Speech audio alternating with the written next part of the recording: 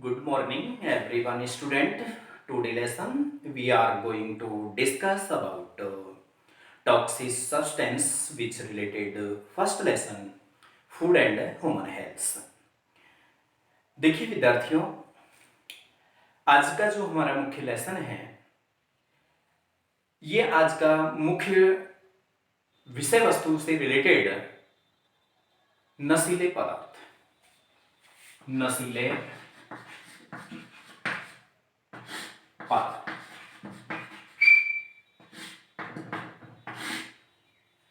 तो आज हम नशीले पदार्थों के बारे में पढ़ने वाले हैं। नशीले पदार्थों से तात्पर्य होता है कि व्यक्ति के दिमाग में एक अवधारणा बनी रहती है कि नशा करने से व्यक्ति को आनंद की अनुभूति होती है। ये ऐसा उसका एक भ्रम होता है। तो एक्चुअल में नशे से कोई आनंद की अनुभूति नहीं होती है। नशे से अपनी स्वयं की बर्बादी है, परिवार की बर्बादी है, समाज की बर्बादी है। ठीक है। तो कौन कौन से नशीले पदार्थ हैं जिनका मानव स्वास्थ्य पर दुष्प्रभाव पड़ता है और इनसे होने वाले रोग कौन कौन से होते हैं।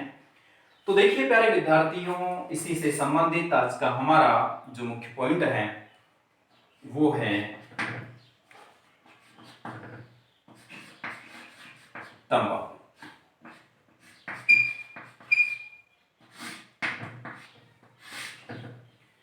तंबाकू मुख्य रूप से एक नशीला पदार्थ है जो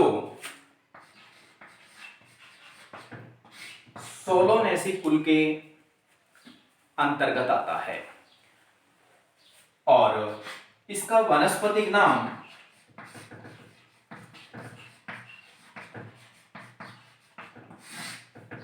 निकोटियाना टोबेकम है।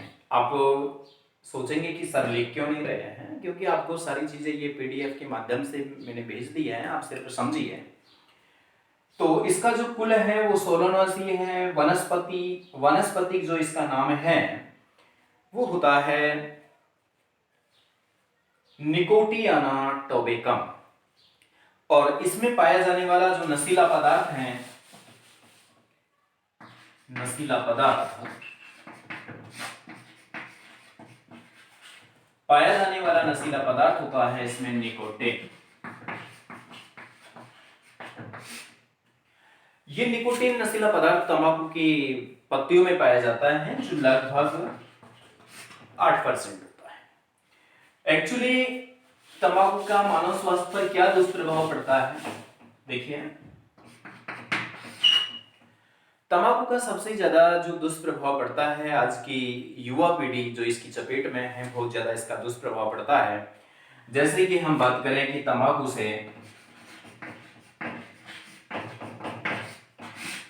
धमनियों की दीवार मोटी हो जाती है और जब धमनियों की दीवार मोटी हो जाती है तो उसमें बहने वाला जो रक्त है तो उस पर धमनियों पर दबाव बढ़ जाता है, अर्थात कि उच्च रक्तचाप की संभावना हो जाती है। सेकंड, इसका जो मुख्य प्रभाव पड़ता है तंबाकू के सेवन का, इससे मुंह, गले, जीभ आदि से संबंधित कैंसर की समस्या उत्पन्न हो जाती है और गर्भवती महिलाओं में जो पल रहे शिशु पर या फिर भ्रूण पर इसका विपरीत प्रभाव पड़ता है। तो इस प्रकार से इसका और मुख्य रीजन होता है कि जो तंबाकू सेवन करते हैं व्यक्ति, उनके अंतर्गत होता यह है कि ये आरबीसी की संख्या को कम कर देता है और जब आरबीसी की संख्या कम हो जाती है तो व्यक्ति को सही प्रकार से ऑक्सीजन की पूर्ति नहीं हो पाती है। ठीक है ना, धीरे धीरे ये हीमोग्लोबिन को नष्ट करने लग जाता है। तो इसी प्रकार जैसे कि सिगरेट के रूप में हम इसका उपयोग करते हैं अगर, तो इससे बहुत ज़्यादा हीमोग्लोबिन को क्षति होती है और ऑक्सीजन पर्याप्त मात्रा में नहीं पहुंच पाती है। तो ये रहा इसका मुख्य रूप से दुष्प्रभाव। इसी प्रकार से गुटखा, वर्तमान में ये भी एक बहुत बड़ी समस्या है जो हर गली मोहल्ले में आसानी से अवेलेबल हो जाती है। गुटखा होता क्या है, बड़े ध्यान से समझते रहें, आपके समझ में आ जाएगा। छोटे छोटे सुपारी के टुकड़े, क्या बोला, सुपारी के टुकड़े, सुपारी के टुकड़े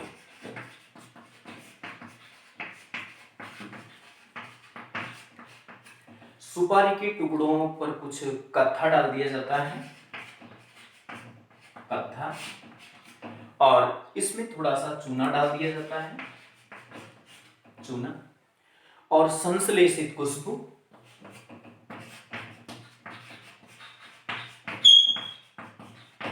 संश्लेषित खुशबू, और धातुओं के वर्ग।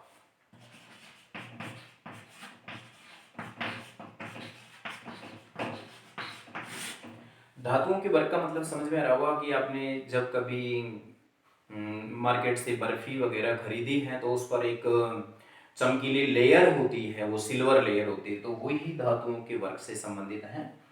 तो गुटखा, सुपारी के टुकड़े, कत्था, चूना, संश्लेषित खुशबू और धातुओं के वर्ग आदि को इंक्लूड करके, आदि को मिला करके बनाया जाता है। तो ये तो रहा गुटखा, बट इसका स्वास्थ्य पर प्रभाव क्या पड़ता है? देखिए, गुटखा सेवन से जो जबड़े की मांसपेशियां हैं वो बहुत ज्यादा कठोर हो जाती है, इससे जबड़ा ठीक से खुल नहीं पाता है, और इस बीमारी को हम बोलते हैं सबम्यूकस फाइब्रोसिस।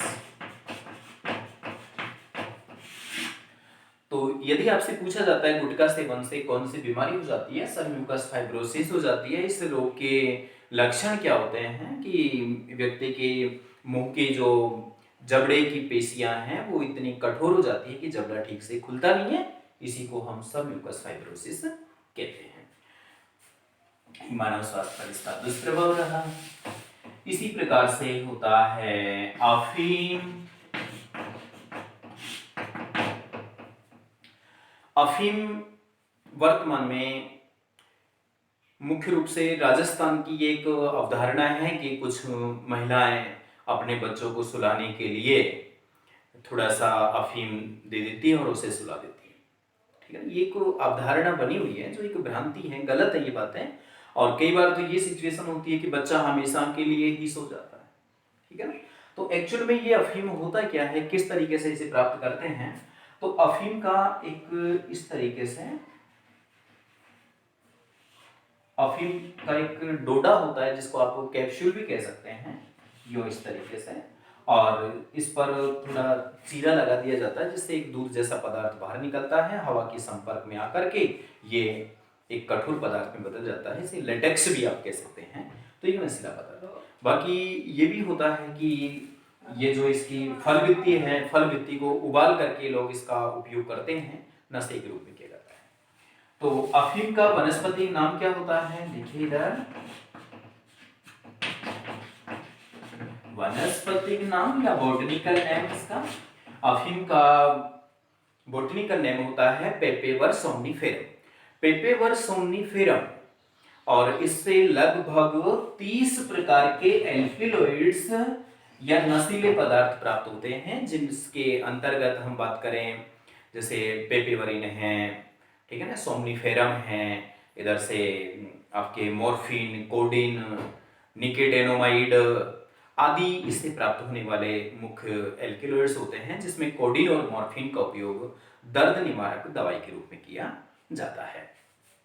आगे देखिए, और इसके बाद में फिर होता है एल्कोहल। एल्कोहल, इसे हम एथिल एल्कोहल भी कह सकते हैं।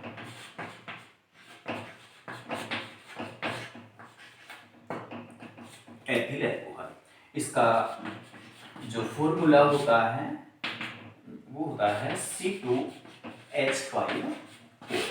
अगर इसका रासायनिक नाम पूछा जाता है, इसका IUPAC नाम पूछा जाता है, तो ये एथिल एल्कोहल होता है।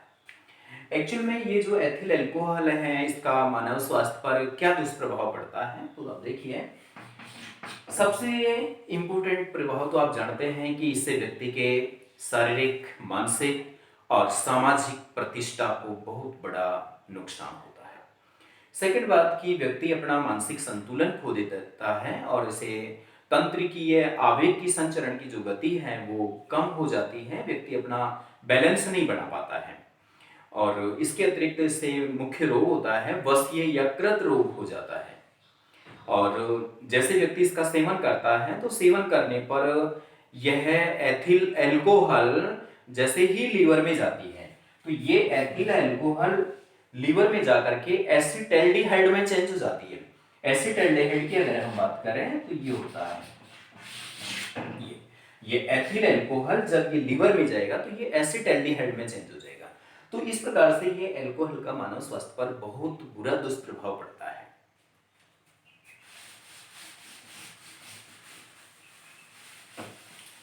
तो हमारे सिलेबस से संबंधित मैंने नशीले पदार्थों के बारे में आपको बताया।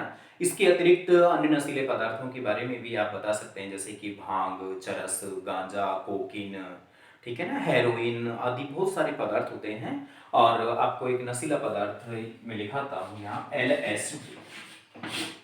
समटाइम होता यह है कि LSD का फुल फॉर्म पूछ लिया जाता है आपसे कि इसका फुल फॉर्म क्या होता है। तो इसका फुल फॉर्म होता है lysergic acid diethylamide. Lysergic acid diethyl amide, ये इसका फुल फॉर्म होता है। तो आप इसे याद कर लेना, आसानी से याद हो जाएगा, इसमें ज्यादा कोई डिफिकल्ट बात भी नहीं है।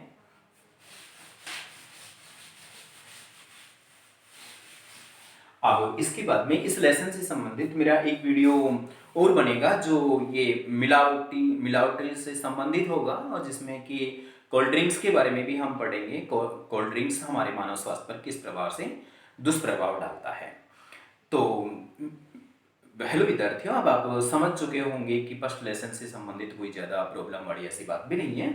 और फिर भी अगर आपको कोई प्रॉब्लम है तो बिल्कुल आप कमेंट्स करके हमें बताते रहें और हम आपकी समस्या का पूरी तरीके से समाधान करते रहेंगे। मेरे वीडियो को लाइक और शेयर करना न भूलें। जय हिंद।